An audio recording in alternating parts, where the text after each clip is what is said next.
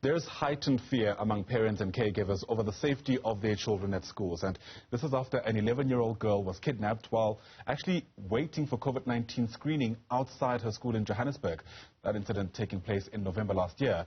She was eventually found alive at a house in Soweto earlier this month. A man, we're told, has been arrested in Mozambique in connection with that crime. And that's while his extradition process, I beg your pardon, is underway. So Private Investigator Rick Crouch joins us now to share some tips, if you like, about how you can keep your loved ones safe as they commute to school. Rick, it's great to have you on the program. Thanks indeed for always making time. You know, my heart goes out especially to all parents as a start, but especially parents who are taking their child to a new institution. There are obvious safety questions that come out of that. It's a new environment. It's people perhaps you don't even know that well. How do those individuals keep tabs on their children's safety without creating a cloud of panic around their safety? Okay, the first thing, Ayana, good morning to you and your viewers. The first thing, when you take your child to a new school to enroll them, you got to look around the school, check the security, see what the entrance and exits are like. Are they secured? Is there a teacher or a member of staff that's outside the gate to greet the students when they come in and see who the strange people are that are hanging around? Most kidnappings of children are not the random kidnappings like the one you just mentioned. They're planned, they're syndicates, and they've been planning this for weeks. It's not a thing that they just decide overnight they're going to go kidnap somebody. Yeah, and I guess the obvious question then becomes, how do you start picking up as those plans are being put in place? I mean, is that even a reasonable expectation from parents who are obviously not experts like you in trying to gauge, you know, any kind of clandestine plan to kidnap someone? The average person is not going to be a victim of one of those kidnappings. They're going after people who have money and wealth where they can get 20 or 30 million rand from them. So these guys are going to do a background check on you. They're going to surveil you. They're going to check your activities, and they're going to plan the best route and the best place to do this kidnapping. It'll either be in your driveway, it'll be on the way to school, or it'll be outside the school, like has happened many times. So you need to be aware of your surroundings. Any car that's in the vicinity too much that's following you, look on your street. And the schools need to take some responsibility too. They need to see what's going on outside the school. Yeah. You speak about, you know, this essentially being targeted at individuals and, you know, you're being a target, being a function of your socioeconomic background, so to speak. How do we prevent people from becoming collateral in an event where these plans are not circumvented? Just elaborate. What do you mean collateral? Well, I mean, for instance, you know, the Moti brothers have been in the headlines for quite some time. They were targeted, according to some people, because of their socioeconomic background.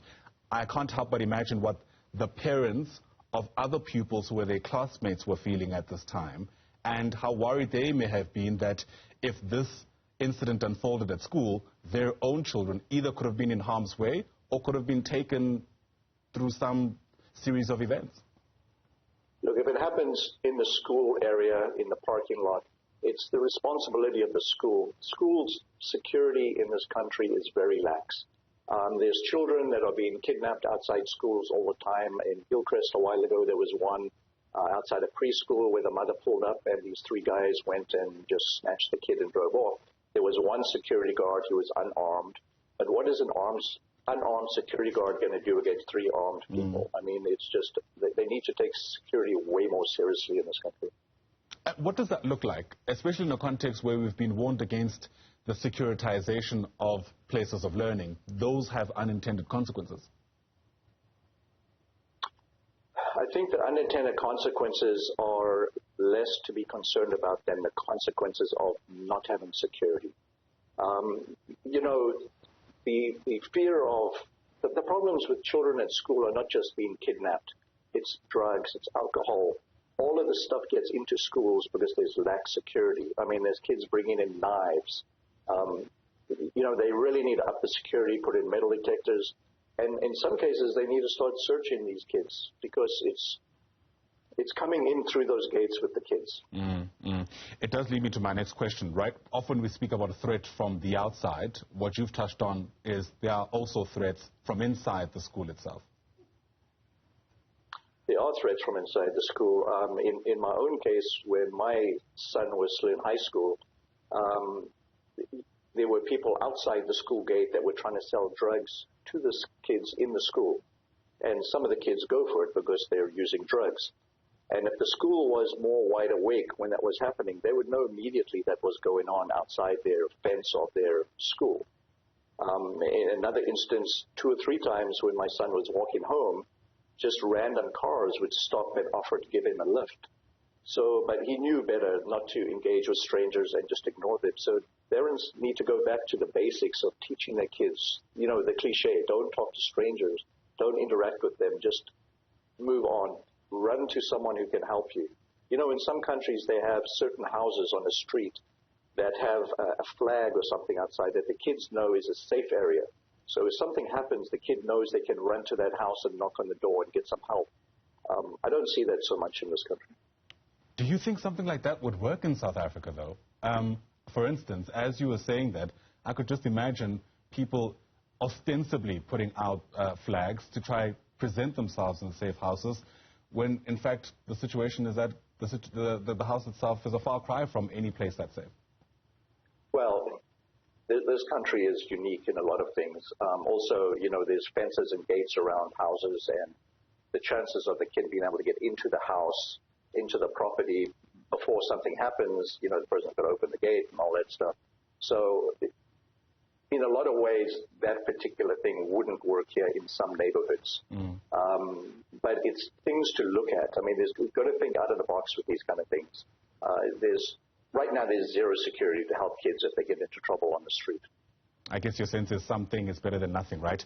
Correct. Are we really getting around spreading the message accurately about where the threat actually lies? I mean, for instance, you've just touched on the need for parents to continue teaching their children around stranger danger. But, I mean, are we finding that there are more incidents where children are actually in harm's way from people they know and not necessarily strangers? Well, yeah, they're in harm from people they know, but not in a, you know, it's usually if you're talking about molestation and that, yes, it's usually a family member, someone close to the child. You know, but as far as going back to the kidnappings, it's not only for money. There's parental kidnappings. There's a whole host of them that we work on that is not related to money. But the vast majority in this country is money generated, and they're syndicates. They're professionals. It's not someone driving by a school and deciding to kidnap a kid. Sobering conversation. Rick Crouch is a private investigator. Thanks very much indeed for letting us in on what you know. It's a discussion, sadly, in a country like ours that we simply can't avoid on a day like this. Once again, Rick, thanks very much indeed.